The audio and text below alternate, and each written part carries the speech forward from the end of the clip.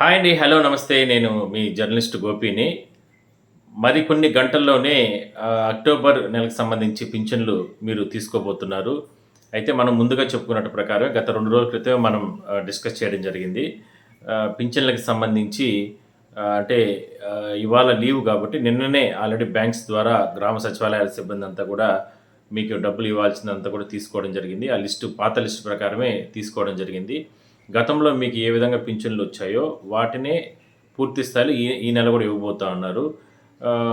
అయితే మొత్తం మీద రేపు ఉదయం తెల్లవారితో నుంచి కూడా ఈ పింఛన్ల ప్రక్రియ అనేది ప్రారంభమవుతుంది కాబట్టి దయచేసి ఒకవేళ ఇతర ప్రాంతాల్లో ఉన్నవాళ్ళు గానీ, లేదంటే కాస్త దూరంలో ఉన్నవాళ్ళు కూడా వెంటనే వెళ్ళి రేపు సాయంత్రం లోపల ఆ పింఛన్లు తీసేసుకోండి. ఎందుకంటే ఎల్లుండి గాంధీ జయంతి హాలిడే ఉంటుంది. బట్ మళ్ళా సచివాలయాల సిబ్బంది కొందరు వాళ్ళు కూడా ఇతర ప్రాంతాల నుంచి వచ్చి రావాల్సిన అవసరం ఉంటుంది. ఎందుకంటే వాళ్ళు ఇచ్చే అవకాశం ఉండదు. ఆ సర్వర్లు కూడా సక్రమంగా పనిచేయవు. కాబట్టి రేపు ఒకరోజే అవకాశం ఉంటుంది కాబట్టి రేపు వచ్చి తీసుకోండి. అట్లా పర్వాలేదు, ఎక్కడో దూరంలో ఉన్నాం మనం, పర్లేదులే ఎల్లుండి కూడా తీసుకున్నాం అనుకున్నట్టుగా ఉంటే మీరందరూ కూడా 3వ తారీఖు కూడా తీసుకోవచ్చు.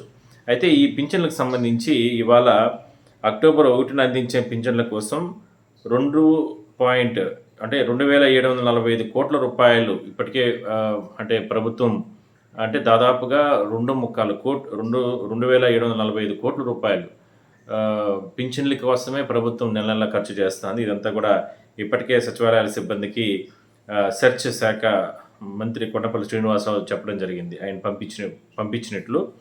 అయితే రాష్ట్రంలో 63,50,765 మంది పింఛన్లు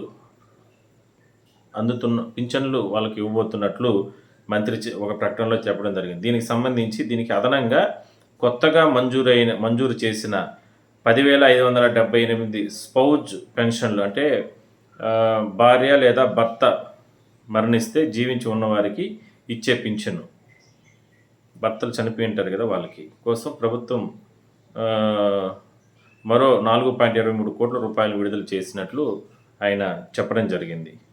విజయనగరం జిల్లా దత్తి రాజేరు మండలం దత్తి గ్రామంలో జరిగే కార్యక్రమంలో కూడా ముఖ్యమంత్రి గారు పాల్గొంటారంట. అంటే ఆయన ఇవాళ కొన్ని షెడ్యూల్ ప్రకారం ఢిల్లీ వెళ్ళారు. బట్ రేపటికొచ్చి పింఛన్ల కార్యక్రమంలో నైట్ వచ్చి రేపు పింఛన్ల కార్యక్రమంలో పాల్గొనబోతా ఉన్నారు. సో మొత్తం మీద అందరూ భయపడ్డారు. 10-15 రోజుల నుంచి కూడా నేను చేస్తున్నటువంటి వీడియోలకు సంబంధించి కూడా కామెంట్స్ పెట్టారు. అభద్రతా భావం, ఒక భయం, ఒక ఆందోళన, ఒక తెలియనటువంటి ఫీలింగు. సార్ మాకు పింఛన్ వస్తుందా రాదా ఒకే బాధలు పడి మీరు కామెంట్స్ పెట్టడం జరిగింది. సో మొత్తం మీద ప్రభుత్వం ఈ నెలకు మాత్రం ఎట్టి పరిస్థితుల్లో పాత లిస్టు ప్రకారం మీకు అందరికీ పింఛన్లు మంజూరు చేసింది. ఆ డబ్బులు కూడా ఇందాక మనం చెప్పుకున్నట్లు దాదాపుగా 2,700 కోట్ల పైన వరకు కూడా మంజూరు చేసింది. సిబ్బంది మరికొన్ని గంటల్లోనే మీకంతా కూడా ఇవ్వబోతున్నారు. మరోసారి ఏంటంటే రేపు ఒక్కరోజు అవకాశం ఉంటుంది, ఎల్లుండి హాలిడే ఉంటుంది, మళ్ళీ 3వ తారీఖు వరకు మీరు వెయిట్ చేయాలి. కాబట్టి కాస్త ఓపిక పట్టుకొని ఒకవేళ దూర ప్రాంతాల్లో ఉన్నా కూడా వెంటనే మీకు సంబంధించిన ప్రాంతానికి వెళ్ళి మీరు ఆ పింఛన్లు అనేది తీసేసుకుంటేనే మంచిది.